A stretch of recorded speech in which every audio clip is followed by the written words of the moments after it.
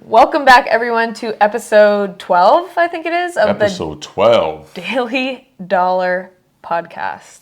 I'm your host, Cait Art, and I am here with Art Morrison III. And today, we are discussing posture and position. Posture and position. So is this like chiropractic? Posture and position. Right. Position. Okay, you can't see, but No, they can see on he's YouTube. boxing me out right now. Yeah, so that's a good segue into how I wanted to introduce this topic, posture and position. If you think basketball, Yeah. posture is literally what it sounds like, right? Yeah. Either being low and defensive or standing up straight or keeping the ball high. Okay. Or whatever, right? That's your posture. And then your position in basketball, obviously there's a basket that you want to get to. Mm-hmm. So the whole game, essentially, you're fighting for position, either defensively or offensively, in order to score. So how the heck does that relate to real estate and business and what we do? Yeah, for sure. So your posture shows your intention, and your posture shows your, oh man, I almost said your position, but it's a weird synonym. Your posture shows your intention, and then your position shows your position. So in real estate, right, I wanted to talk about posture and position when doing business with others in real estate. Now, obviously, it's one of the oldest industries on the planet. I mean, the planet itself is real estate, so we like to say it is the oldest industry in the world. So when an industry has been around for so long, there's going to be a lot of people in it. Mm-hmm. There's going to be a lot of people trying to make money, and we know that the love of money is the root of all evil. Everyone's not good like us, so there are some evil people in the industry, and even the ones who are not evil sometimes let money Dictate their character. their character. Absolutely. Yeah. So I want to talk about posture and positioning your business and yourself, and how important it is when doing any business, not even just real estate, any business, but especially in real estate, because everyone's an expert. Yes. Everyone's been doing it X amount of years. Yes. Everyone's been doing X amount of deals. Even the people who don't do real estate are experts on real estate. Oh my God. Even the people who have never done anything are experts in real estate and have all the answers. That's an extreme, different segue we could go on. So we won't. Yeah, I mean, write that down as another topic. Right. But so posture and positioning in real estate, for me, every single day is this, right? So you look at me, if you can see me on this podcast, or if you follow us on Instagram, tall, good-looking, well-spoken, well-dressed, black man, young, fun, cute girlfriend. Cool. That's what I actually am. Right. When I do business with people, I cannot posture myself that way all the time, because young might not be the best posture against someone who's older, wiser, and more experienced. Mm-hmm. They might see young as a weakness. Right. Right? What else? Fun, right? I mean, shoot, even good looking, right? Everything can be played against you. Right.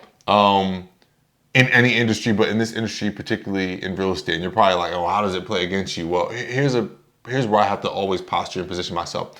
We make money in real estate. We have money to invest that back into real estate. It is not enough money to do 10 properties at a time, 20 at a time, like we would want to. So we developed this model of using other people's money. If you enrolled in our course at unitedhomerelief.com, then you know this model. If you follow any real estate guru on Instagram, you've probably learned about using other people's money. But essentially what it is, 100% financing, leveraging, really just leveraging. I'll leave it at that. So the different things you can leverage is like your credit, a property if you have ownership or control over it, meaning having it under contract, leverage cash, right? You can use, if you have a piece to the puzzle of real estate, you can use it as leverage. So I'm saying all that to say, we use investors. We partner with people who might have cash as the piece to the puzzle. Mm-hmm.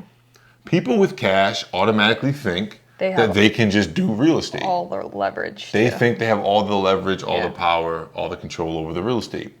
But now here I am, all the things that I just said I was, not to mention Cait, who's all the same things except tall and black. True. Right? So here we are. We have control over the properties because, like right now, the market is hot. No one can find properties. We have inventory of, I think that's 6 properties on the board. We have 6 properties under contract that we have full control of. We can either sell them, right? We can buy them and keep them ourselves. There's so many things that we can do. We can flip them, right? So we have control of the property. we have the knowledge and understanding that I don't care how much money you have, if you don't have that, you cannot do real estate. And then lastly, we have the connections. We know the lenders, we know the contractors, we know the area, we know the inspectors. We have the connections. So even without cash, or even if I had a 500 credit score, I would still be able to dominate in this real estate game because I have most of the leverage. I have the three things that you can't do real estate without. You can do it without cash, you can do it without credit, you can even do it really without a house. But I have three of, let's say, the five things, if there are five, that you need to do real estate. So if I posture myself as needing someone in order to flip a house, I need your cash. I need you as a partner because you have good credit. I need you as someone with, you're a contractor and you do work for cheap. I need you. I'm posturing myself incorrectly. Right. Because now I'm putting myself at a disadvantage in this partnership as opposed to at an advantage or maintaining the leverage, especially in this case because I actually have the leverage. It's objective. If I have the property under contract, I got the leverage. Yep. There's no one can tell me otherwise. So this is very important in real estate because you're going to find yourself on either side of the coin all the time.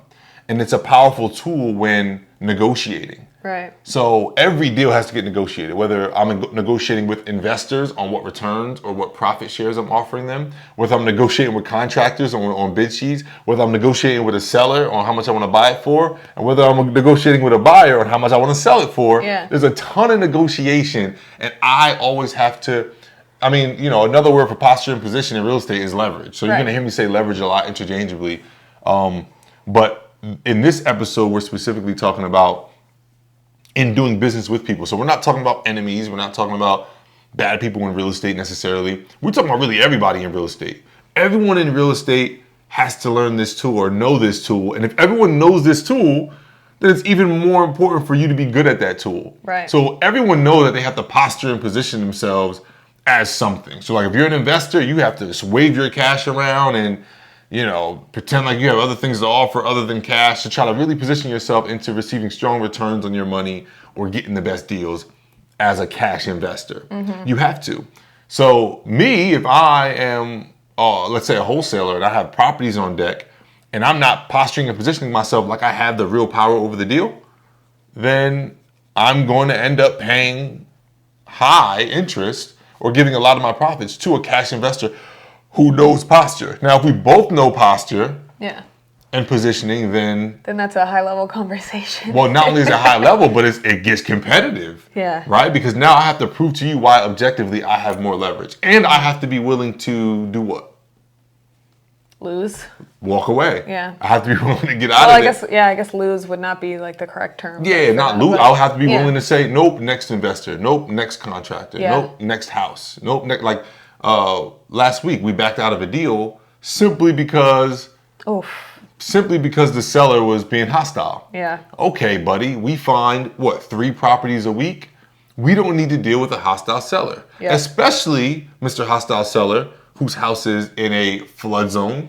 And rents are below. Whose rents were $1,100 for a 2-bedroom, which if you guys know anything about New Jersey, that's absurd. A 2-bedroom goes for at least $1,500 to $2,000 a month. This was a duplex, good size. So you have a rent roll that's like $500 per unit below market value. So that means we would have to either evict or go up on somebody's rent $500, which is a later headache. So we have to be willing to walk away. So we're in attorney review. We're going back and forth. We said, hey, Mr. Seller, because this deal isn't as juicy as we wanted it to be in our initial negotiations, we want to reserve the right to get a mortgage or assign the property. And the attorney goes crazy. Now you want to assign it. Now it's not a cash offer. Nasty. And all we said is that we just wanted to reserve the right. But in saying those things that he was saying, he also decided to be nasty and tried to come at our character. So we simply walked away from the deal. Whose idea was that? It was your idea to walk away from the deal. I was actually going to be, my posture and positioning wasn't correct. So Cait stepped in with a different posture like, yo, I don't want to deal with them. And she ended up being correct because after we killed the deal, or our attorney killed the deal with the other attorney, then the seller texted Cait personally and being nasty. I'll never work with you guys again. Huge waste of my time. And we weren't even into attorney review. The property wasn't even under contract, and he's saying it's a waste of his time. We literally spent, 4 days on the deal?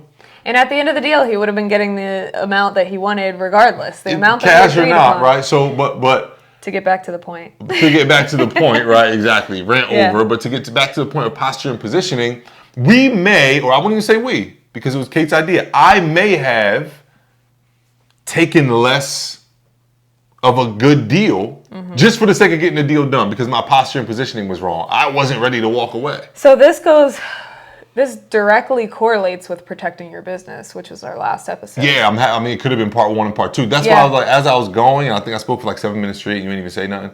My bad. But as I was going, I'm like, yeah, this goes with protecting your business, which is kind of why, when we list out these topics, they always kind of flow into one another. Yeah. But yeah, absolutely. I mean, we have a waiting list of 14 investors. We have 14 people with cash who know nothing about real estate and want to invest into our deals for a return. Now, out of those 14 people, I'll say 7 of them, I won't say have the audacity. No, audacity is not a bad word. I'll use audacity. It's not a bad word by definition. Right. It's always used as a bad word, but it's not. I'd say 7, half of those people have the audacity to think that they can have more control over the deal because they're bringing cash, because they think that their cash has a lot of power. Yeah. But the cash don't have a lot of power if I have 17 people or 14 people who have the cash.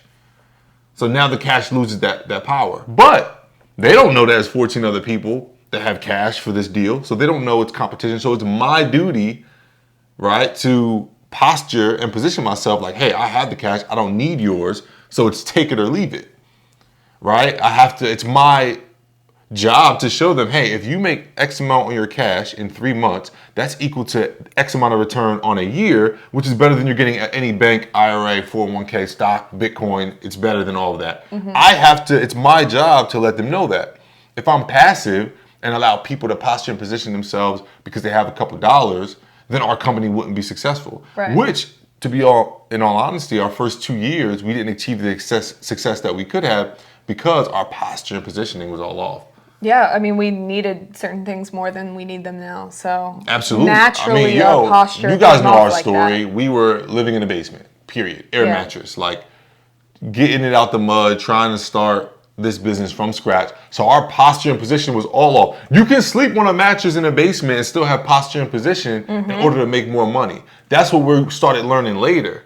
We tried to be overly transparent and be sweet people, and even people who don't mean you any harm will take advantage of that. If people know I'm your only investor and you need me for your first deal ever, then yeah, they're going to try to fight for 50% of the deal. They're going to try to fight for wild returns like 30%. They're going to try to milk it as much as they can because they know you need it. And to get started, sometimes that's the route you take. I mean, that's the route that we took. It paid off for us. So, I'm acting tough now. My posture and positioning wasn't always good, but if our posture and positioning was stronger at that time, how much more money would we have potentially made in our first 2 years of business? Would you say over or under 100K? Probably over.